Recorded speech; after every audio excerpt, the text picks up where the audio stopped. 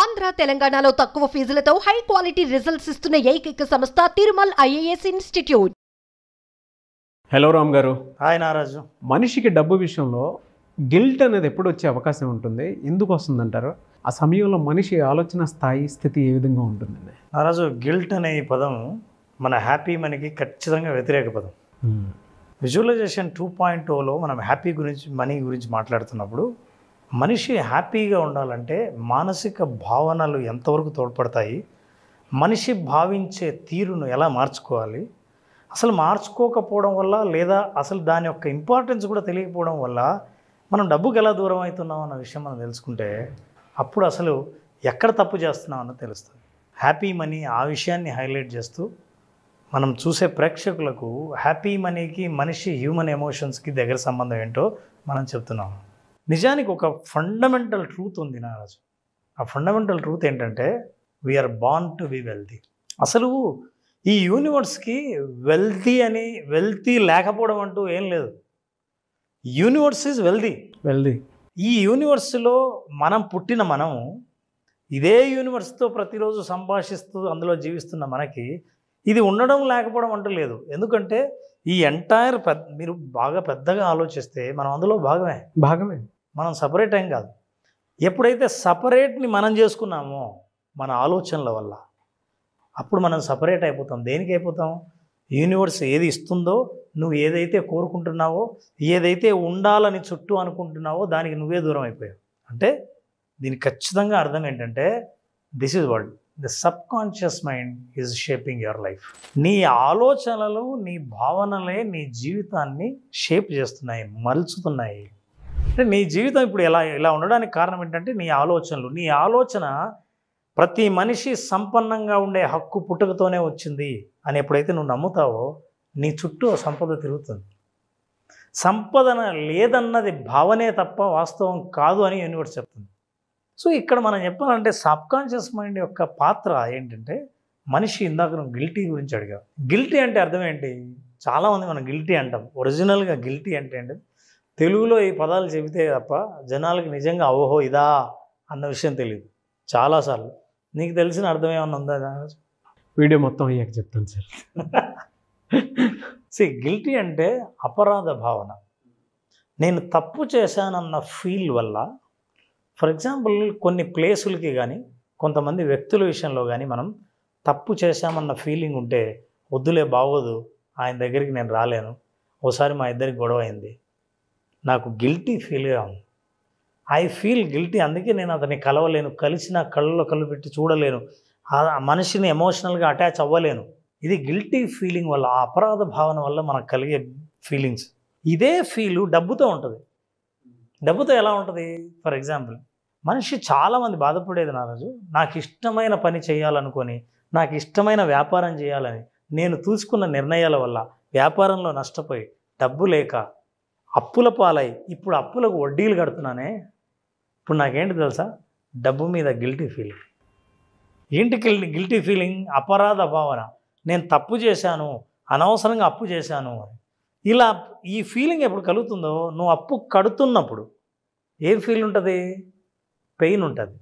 కానీ అప్పు పుట్టినప్పుడు, తీసుకుంటున్నప్పుడు ఏ ఫీల్ ఉంది? చాలా హ్యాపీ ఫీల్ అయ్యావు. అనుకున్న అప్పు దొరికింది అనే సంతోషంలో ఉన్నావు. కానీ అప్పు కట్టేటప్పుడు తప్పు చేశాను, వడ్డీ కడుతున్నాను, ఇంకెన్నాళ్ళు కట్టాలో, అసలు ఈ వడ్డీ కట్టాల్సిన అవసరం ఉందా? అయిష్టంతో కూడిన మనసుతో నువ్వు ఆపరేట్ చేస్తే మనీ ట్రాన్సాక్షను అపరాధ భావంతో కూడింది.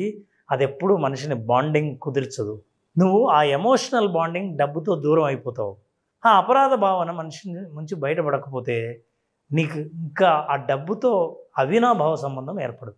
కానీ తీసుకుంటున్నప్పుడు ఒక రకంగా, ఇచ్చేటప్పుడు ఒక రకంగా ఉన్నప్పుడు నీకు డబ్బుకున్న సంబంధం అంత బ్యాడ్గా ఉంటే నీ దగ్గరికి ఎందుకు వస్తుంది? నీ దగ్గరికి ఎందుకు నిలబడుతుంది? అంటే నెంబర్ 1, నాకు లేదన్న భావన, సమృద్ధి భావన లేకుండా, అంటే ఈ యూనివర్స్లో అందరికీ వెల్తీగా ఉండే హక్కు ఉందన్న నమ్మకం లేకపోగా డబ్బు పట్ల ఈ అపరాధ భావనతో నుండి నువ్వు ట్రాన్సాక్ట్ చేస్తుంటే డబ్బు నీ దగ్గర నుంచి దూరంగా వెళ్ళిపోతుంది. నీకు తెలియకుండా నువ్వు అవకాశాలకు దూరంగా వెళ్ళిపోతావు. ఆ వ్యక్తిని కలవమంటే వద్దులు అక్కర్లేదు, నువ్వు వెళ్ళగలవు, నేను రానులే అన్నట్టే నేను రాను, లేదా ఆ డబ్బు నా దగ్గరికి రాదు అని నువ్వు దూరంగా అయినట్టే. ఈ గిల్టీ ఫీలింగ్ ఉంటుంది. ఈ గిల్టీ ఫీలింగ్ నుంచి బయటకు ఎలా రావాలి? అప్పు ఉన్న ప్రతి చోట బాధేస్తుందా నాగరాజ్? Yes sir no? 100%. ఎక్కడున్నా సరే డెట్ అనేది ఏది ఉన్నా సరే, ఏదైనా సరే ఒక అప్పు ఉంటే ఆ అప్పు తలుచుకుంటే బాధేస్తుంది కదా. కానీ అప్పు తలుచుకుంటే ప్రేమ కలిగే సంఘటన చెప్పనా? చెప్పండి సార్. ప్రేమ పుట్టే సంఘటన కూడా ఉంటుంది. తల్లి రుణం ఎప్పుడు తీర్చుకోలేదు, కానీ ఆ రుణాన్ని తలుచుకున్నప్పుడంతా ప్రేమ పుడుతుంది తప్ప నీకు అపరాధ భావన పుట్టదు. ఎస్, తల్లి గొప్పతనం గుర్తొస్తుంది తప్ప అపరాధ భావన పుట్టదు. అందుకే Naraju, money is in the mind, not outside. నువ్వు ఏం ఫీల్ అవుతున్నావు? నారాజు, నేను ఒక క్లయింట్ని కలిశాను. ఆశ్చర్యం ఏంటంటే, ఆ క్లయింట్, నేను ఫస్ట్ టైం ఆ క్లయింట్ని కలిశాను. ఏమన్నానంటే, చాలామంది అడిగేది ఏంటంటే, సార్ డబ్బులు రావాలంటే ఎలా, డబ్బులు సంపాదించాలంటే, డబ్బులు ఆకర్షించాలంటే ఎలా, డబ్బులు నిలబడాలంటే ఎలా అని అడుగుతారు కదా. ఈ క్లయింట్ అంటే, సార్ నా జీవితంలో ఏంటో నాకు అర్థం కాదు, నేను ఎంత ఖర్చు పెడితే అంత ఆదాయం వస్తుంది సార్ నాకు. ఖర్చు పెడితే, ఇన్వెస్ట్ చేస్తే కాదు. అంటే ఆ నమ్మకం ఏదైతే ఉందో అది ఇప్పటికీ కంటిన్యూ చేస్తుంది. క్లయింట్ వయసు 50 ఏళ్ళు. చిన్నప్పటి నుంచి నా నమ్మకం ఏంటంటే, నేను అందుకే ఎక్కడైనా ఖర్చు పెట్టడానికి వెనకాడను, ఖర్చు పెడుతుంటాను. ఖర్చు ఎప్పుడు పెడుతుంటానో అది మళ్ళీ నాకు తిరిగి వస్తుందన్న నా నమ్మకం మళ్ళీ నాకు తిరిగి తెప్పించేస్తాడు. అందుకే సబ్కాన్షియస్ మైండ్లో ఎప్పుడైతే ఉంది సంపద, సమృద్ధి అని ఎప్పుడు అనుకుంటామో, డబ్బు అనేది కనిపించే వస్తువు. సబ్కాన్షియస్ మైండ్లో ఉండే సంపద అనేది ఇట్ ఈస్ అ కాన్సెప్ట్. ఆ కాన్సెప్ట్, బిలీఫ్ సిస్టమ్ బలంగా మైండ్లో ఉండాలి. ఈ గిల్టీ మైండ్ ఏం చేస్తుందంటే, మనిషిగా అపరాధ భావన మనుషుల్ని దూరం చేస్తుంది. నారాజు, యూనివర్స్కి నీ బ్యాంక్ అకౌంట్లో నంబర్లను చదవడం తెలియదు, నంబర్లు అర్థం కావు. అర్థమయ్యేది ఏంటంటే నీ ఫీలింగ్స్, ఇమోషన్. నీ ఎమోషన్ నువ్వు ఎట్లా ఫీల్ అవుతున్నావు అని అర్థం. ఈ బొమ్మ ఒక్కసారి చూడు Nagaraju. No guilt, no judgement ఎప్పుడైతే చేస్తావో మనీ నీ దగ్గరికి వస్తుంది.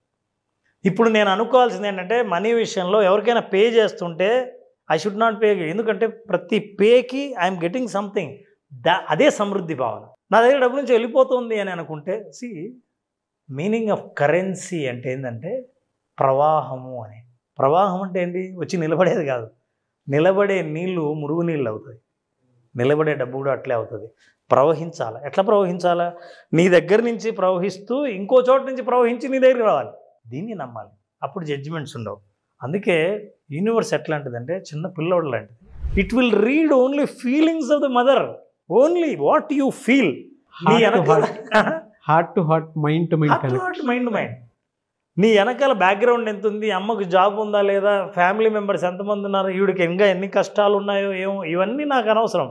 Now what you are feeling about me, I understand, I will connect with the heart. Climax అదర్ కూడా సార్ అసలు. That is exactly actually we need to have about money. ఇప్పటి నుంచి ఈ ప్రోగ్రామ్ చూస్తున్న వాళ్ళు డబ్బును చూస్తే మీ ఫీలింగ్ ఏంటో అబ్జర్వ్ చేయండి. ఒకవేళ పోతున్నట్టు కడుతున్నట్టు నేనుంటే, అసలు నేను అప్పుకు వడ్డీ కడుతుంటే సేమ్ హ్యాపీ ఎందుకు ఫీల్ అవ్వాలంటే, ఈ డబ్బే కదా నాకు అప్పు రూపంలో వచ్చింది సమయానికి, ఈ డబ్బు కడుతున్నప్పుడు నేను చాలా హ్యాపీగా ఉండాలి అని అన్నవాళ్ళు చాలామంది. అట్లా మార్చుకున్న వాళ్ళు, వాళ్ళకు రావడం మొదలుపెట్టింది. అది అప్రూపంలో కానీ ఆదాయం రూపంలో కానీ. ఇది పోకూడదు అని అనుకొని దాని మీద ఒక భావన, నెగిటివ్ భావన పెంచుకున్న వాళ్ళందరూ పోతూ వచ్చింది. అందుకే నువ్వు కరెన్సీ ఏంటో అర్థం చేసుకోవాలి, యూనివర్స్ అంటే ఏంటో అర్థం చేసుకోవాలి, భావనలు అంటే అర్థం చేసుకోవాలి. అవన్నీ సంపూర్ణంగా అర్థం చేసుకోవాలంటే హ్యాపీ మనీ ఒకటే మార్గం. ఫెంటాస్టిక్ సబ్జెక్ట్ అసలు, నో డౌట్.